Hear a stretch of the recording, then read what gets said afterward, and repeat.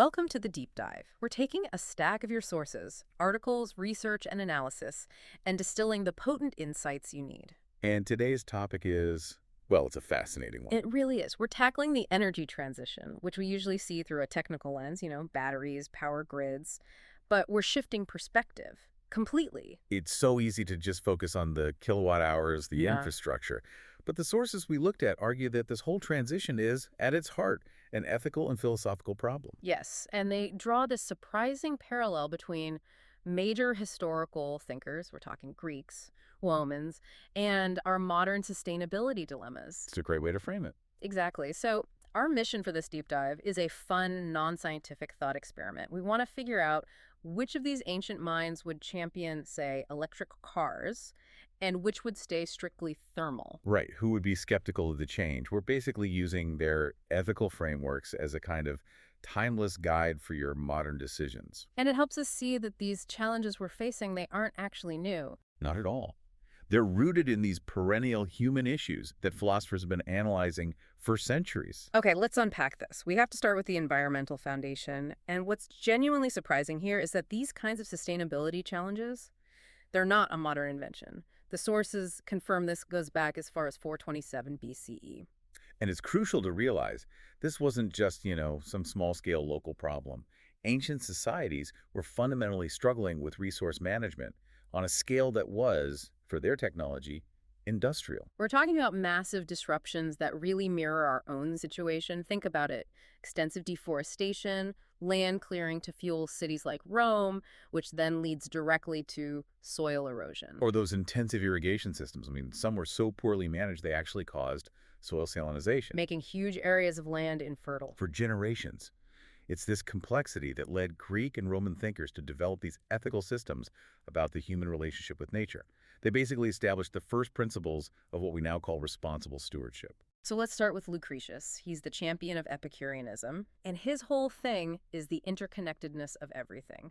He sought peace through ataraxia. The absence of disturbance, and that's key. Ataraxia isn't just about relaxing, it's freedom from mental and physical distress. Right? So Lucretius celebrated early humans for living simply, for being content with what the earth naturally offered. They were unburdened by this endless striving that advanced technology, often polluting technology, demands. In modern terms, he'd be for the quiet life, which I guess an electric car could offer, reducing noise and smog. If used moderately, that's the catch. Then you have the Roman giant, Cicero, who championed natural law. He argued for responsible stewardship, for equitable distribution of resources. Cicero saw the beauty and order of the cosmos, of nature, as evidence of a guiding eternal power. So for him, exploiting nature without any limits was a violation of that inherent order. It demanded restraint. And the Stoic, Seneca the Younger, he took that restraint even further, didn't he? Oh, absolutely. He wrote extensively about living in harmony with nature and really cautioned against excessive exploitation. His focus on moderation and self-discipline is just a direct philosophical attack on modern consumerism. But the most enduring idea of stewardship, I think, comes from Pliny the Elder, the naturalist. Yes, he had this profound sense of responsibility toward the earth. He didn't see it as a commodity. He called it a sacred trust. A sacred trust. That's powerful. It is a trust received from our ancestors that we are morally obligated to pass on to our descendants, increased and more beautiful. That idea of intergenerational equity is the bedrock of sustainability today. It's a remarkable common thread, isn't it? Moderation, appreciation, duty to the future. But that brings up a huge question. If they knew the right path, why did their societies still face collapses rooted in environmental mismanagement? And that takes us to our second section, the critique of excess and the real obstacle to the modern transition. Yeah, The ancients understood the barrier wasn't a lack of knowledge, it was human desire. the drive for more. It's exactly ambition, consumption. They saw that as the root of unsustainability. Lucretius, reflecting on that obsession with power and fame, he captured it perfectly. He said that men strive for opulence, but it's a treacherous path, and even when you reach the top, there is envy, which can strike you down like lightning into Tartarus. That's fascinating. It's not just a warning about personal failure. It's about the instability that's just baked into seeking excessive power. And Seneca reinforces this in On the shortness of life, he talks about men being led astray in their desires for things which would seem to be utterly futile and completely worthless. Right. Utterly futile. Now, I find this part genuinely surprising. The sources connect Seneca's thoughts on Roman consumption directly to the complexity of the modern energy supply chain. How does that linkage actually work? Well, if Seneca were here today, he wouldn't just critique, say, someone buying a pointless luxury car. He would critique the entire system that relies on pursuing those worthless desires. The sources make a very clear connection between that ancient critique of ambition and the modern obstacle to the energy transition. And here's where it gets really interesting for us today. We have the technology, solar, wind, efficient EVs, but the transition feels like it's moving too slowly. And the reason why is that ancient problem. It's greed, just manifesting in a very complex modern structure. The sources point directly at the extensive influence of the oil and gas industries. They have significant political and financial leverage to maintain the status quo.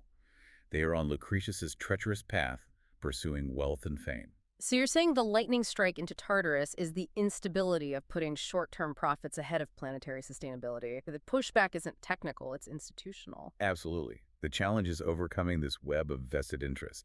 You have shareholders demanding quarterly growth, lobbyists influencing regulations, officials tied to old economic models. All resisting change for short-term gain.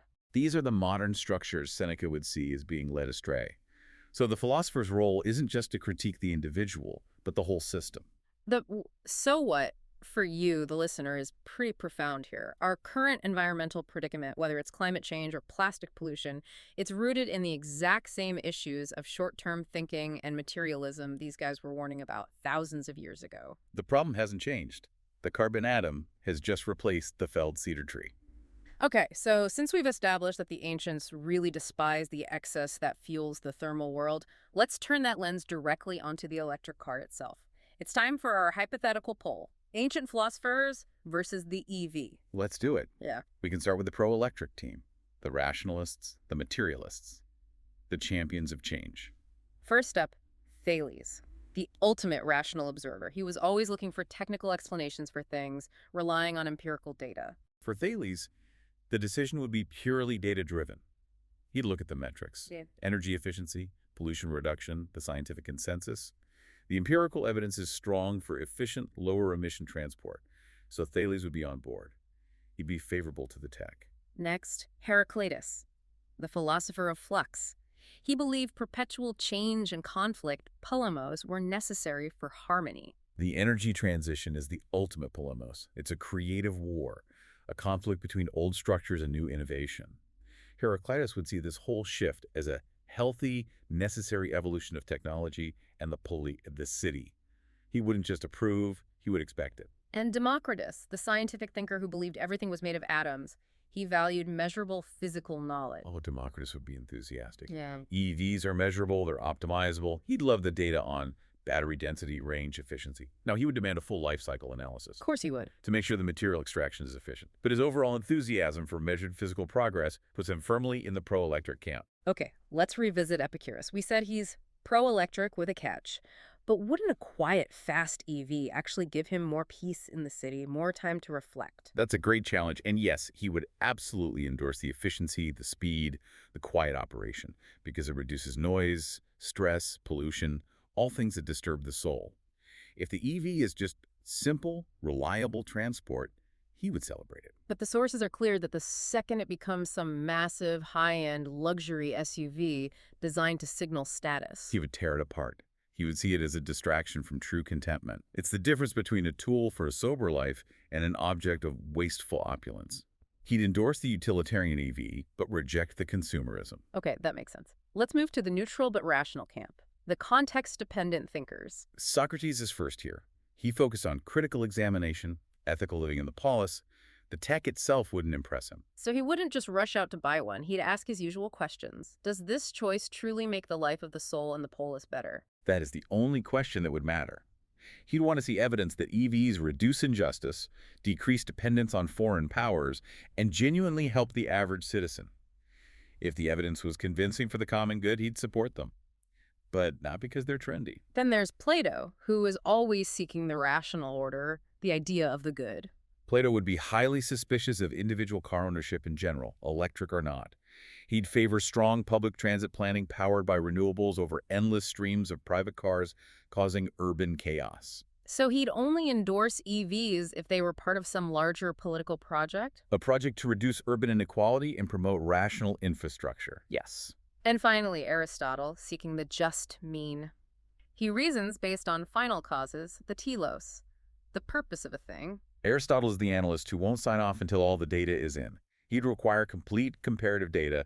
His framework would force him to ask, what is the true purpose of this technology? So if the telos is sustainability, he'd want a full accounting, battery production, disposal, ethical sourcing of minerals. Everything.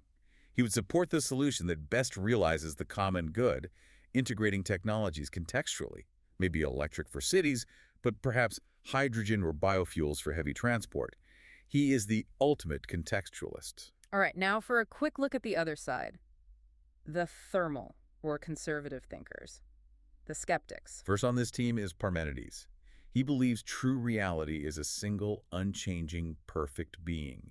For him, all this sensory change is just an illusion. So the rush to a new technology would just seem like a fleeting trend to him. Exactly. An illusion of opinion distracting from true reality. He'd likely prefer the established consolidated technical order, even combustion, just because it represents stability. Anaxagoras. Anaxagoras would view the whole debate, thermal versus electric, as bickering over engine oil, a tiny detail compared to the cosmic order, the not. The divine mind that organizes everything. He just wouldn't be engaged. He'd prioritize theoretical understanding of the cosmos over this kind of technical material transformation. It's simply too abstract to care. So we've categorized them.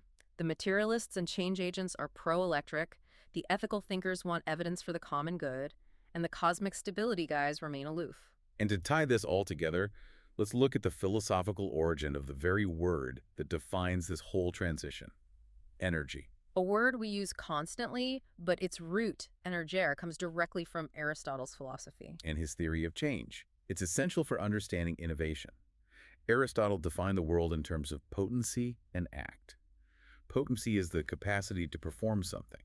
Think of a big lithium deposit in the earth. It has the potency to become a battery. And the act energia is the setting in motion, the action. It's when you take that lithium and you act to extract it, process it, and turn it into a working battery. This bridge to modern energy is so critical. Energy today is action. We use it to create, to generate, to give birth to movement. The sources point out that new forms of sustainable energy, biofuels, green hydrogen, solar, they were always present in potency in the world. They weren't radical inventions out of nowhere. They were inherent potential just waiting to be activated. The sun's light always had the potency for solar power. We just needed the act of creating the silicon panel and the grid to realize it. They needed to pass to the act, or energia. Exactly, which reveals that the central problem of the energy transition isn't technical. The raw potency of renewable energy is all around us. The challenge is ethical and political. It's about overcoming inertia and deciding, what world do we want to move towards? This deep dive has shown us that the most relevant ancient wisdom for today's crisis urges moderation, responsible stewardship, and a laser focus on the common good over personal opulence. And when you're critiquing the power structure of the fossil fuel status quo, the collective wisdom of Lucretius, Seneca, and Cicero provides all the ethical ammunition you need. We have to uphold Pliny's idea of the earth as a sacred trust. To be passed on, increased, and more beautiful. Precisely. We've explored which philosophers would be pro-electric and which would remain thermal. So here's your final provocative thought for today. Consider your own decisions about resource use, consumption, even local infrastructure planning. Which ancient philosopher aligns best with your daily energia? Are you Thales, the data analyst? Aristotle, the cautious contextualist? Or maybe Seneca, the champion of moderation? Thank you for joining this deep dive into philosophy and power systems. If you enjoyed this analysis of how ancient wisdom applies to modern policy, please follow the channel for more deep dives into these surprising connections. Thank you for listening today.